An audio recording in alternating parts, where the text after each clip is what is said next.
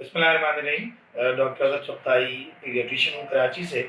आजकल जो कोरोना से मुताल्लिक़ शहर में सूरत हाल है और पूरे मुल्क में सूरत हाल है और जिस तरह प्रॉब्लम्स हो रहे हैं, तो उसमें सोचा कि आपसे कुछ चीज़ें शेयर की जाएँ।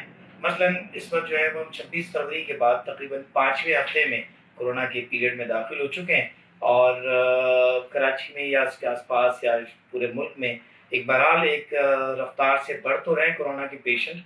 तो हम अगर एहतियात करें तो शायद इसको हम इस साइकिल को तोड़ सकते हैं। तो उसको अगर हम देखा जाए तो अगले 2 से 3 हफ्ते हमारे लिए बड़े अहम हैं कि इसमें अगर हमने अपनी एहतियात नहीं की, और मैं इस बुनियाद पे बात कर रहा हूँ कि मैं बतौर डॉक्टर जब अपनी प्रोफेशनल ज़िम्मेदारियों के लिए शहर में निकलता हूँ सड़क पर, तो मुझे ऐसा लगता है कि लॉकडाउन के कोई हकीकी मानों में कोई जो है सही तरह से उसको फॉलो नहीं कर रहा। खासे लोग निकले हुए होते हैं, वो उनकी मजबूरी, ज़ाहिर बात है मुझे शायद अंदाज़ा नहीं हो, लेकिन मेरा एक जनरल तासुर है कि लॉकडाउन को उस तरह से नहीं लिया गया।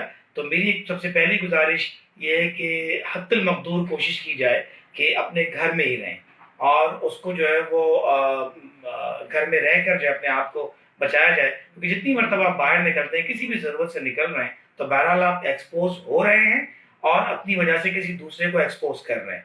पहली बात तो ये कि एहतियात, घर में रहें, साबुन से जो है वो अपने हाथों को बार-बार 20 सेकंड के लिए धोते रहें। अगर आपको नज़ला, खाँसी, ज़ुकाम है तो कम से कम मास्क का इस्तेमाल करें और दूसरों से दूर रहें। एक तरह से सेल्फ आइसोलेशन, अगर आप अपने घर में भी हैं और आपको नज़ला, खाँसी खुदा न खास्ता हो गया किसी और वजह से भी, अगर कोरोना नहीं भी है वो, तो अपने आप को अपने बच्चों से, अपने बूढ़ों से, अपने बुजुर्गों से, वालिदैन से अलग कर लें। ये छोटा सा मेरा मैसेज था।